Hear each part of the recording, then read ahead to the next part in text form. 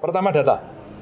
Data dulu yang paling berat. Yang kedua bagaimana kita mengklaster. Yang ketiga, kemudian metode apa yang digunakan untuk cara mengentaskan. Setelah itu baru sumbernya. Sumber ini ada sumber anggaran. Jadi kalau pola kebijakannya sudah, sumber anggarannya.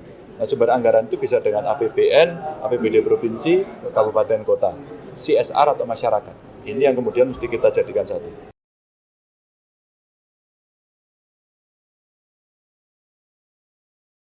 Enggak lah, kita itu kan belajarnya dari teman-teman kabupaten kota loh yang nangani mereka. Saya akan mengkoordinasikan saja. Umpama kayak di Sragen, dia punya data orang miskin sampai istilah saya miskin selera itu. Jadi dia sebenarnya nggak kategori miskin tadi, saya itu miskin, saya nggak dikasih.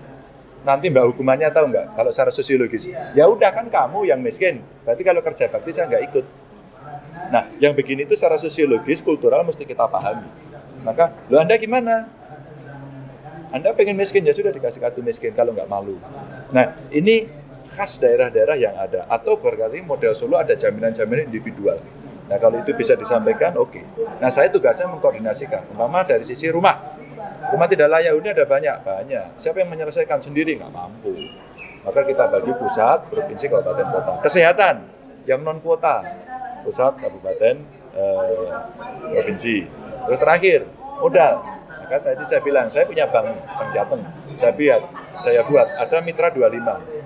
Tanpa jaminan, tanpa provisi, tanpa administrasi, bunganya 7%. Agar mereka bisa menggiling sampai 25 juta. Atau yang mau start up bisnis, mereka yang pengusaha sangat kecil, mau jual gorengan, gitu ya, mau jual pisang, mau jual sayur, itu butuhnya 500.000 sejuta.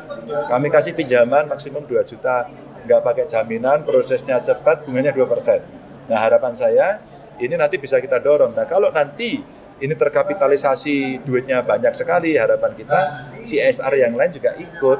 Kalau mau ikut kan tambah banyak kapitalnya. Rakyat yang nikmati makin banyak. Maka mereka akan menjadi orang-orang mandiri dari sisi ekonomi.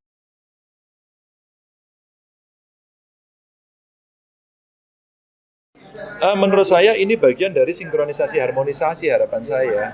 Jadi mensinkronkan data, terus kemudian mengharmonisasi kebijakan, sehingga kemudian semua inline sama. Judulnya harapan saya dalam acara ini adalah mari mengeroyok orang-orang miskin dengan kebijakan untuk pengentasan kemiskinan yang terstruktur, yang sistematis dan terencana dengan baik. Sehingga nanti ke depannya ini akan selesai dan kita bisa ukur. Istilah saya mesti ukurable. Ukurable. Jadi measurable-nya itu sampai tahun berapa mesti kita selesaikan, siapa berbuat apa seperti peta ini. Jadi kalau kemudian ada yang merah, mesti prioritas. Nanti agak coklat, prioritas di bawahnya, kuning di bawahnya, hijau nggak prioritas. Nah setelah itu mudah-mudahan kayak Semeru bisa membantu kita yang sudah per desa. Nah inilah undang-undang desa. Maka mereka bisa kita ajak untuk berpikir lebih keras.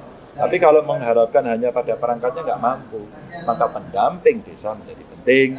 Maka pendampingnya juga tidak boleh ecek-ecek, tidak boleh titip-titip. Ya.